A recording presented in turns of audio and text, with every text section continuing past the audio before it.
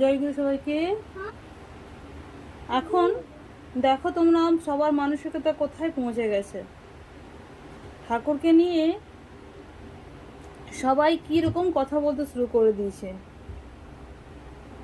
আমার পেজে একজন কমেন্ট করেছে, ঠাকুর নিয়ে সবসময় কমেন্ট করে, কিন্তু কিছু কিছু কমেন্টগুলো এমন করে দিল যেটা খুব খারাপ লাগে।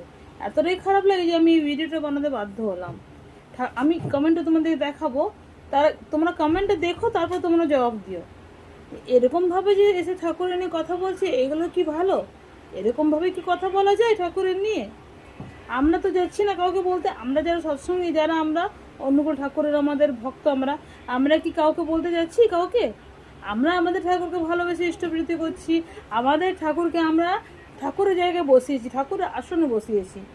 তো সেটা সম্পূর্ণ আমাদের উচিত। এটাতে তো কারোর কোনো অসুবিধা হওয়ার নেই। আমরা আমাদের ঠাকুরকে ভালোবাসি। এটাতে কার কেন কষ্ট হচ্ছে? এরকমভাবে কমেন্ট করা উচিত? আমি কমেন্টে তোমাদের দেখাচ্ছি, তোমরা কমেন্টে দেখে নিজেরাই জবাব দাও। তোমরা যদি এবার এসে সাপোর্ট না করো আমাকে, এরকম যারা ঠাকুর নিয়ে লিখছে, তোমরা যদি এই কমেন্টগুলো জবাব না দাও, তাহলে কিন্তু এবার আমার মনে হচ্ছে আমি পেজ করাই ছেড়ে দেবো।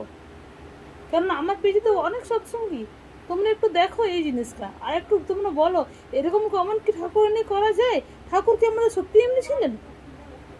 যদি তোমাদের মনে হয় হ্যাঁ ঠাকুর এমনি ছিলেন, তোমরা কমেন্ট করো না। কিন্তু যারা তোমরা ঠাকুরকে ভালোবাসো আর যারা প্রকৃত সৎসঙ্গী, এইসব যারা নোংরা কমেন্ট করছে, তোমরা সেটা দেখো, আর তারপরে তোমরা আমাকে বলবে। এই কমেন্টটা তোমরা আগে দেখো। জয় গুরু।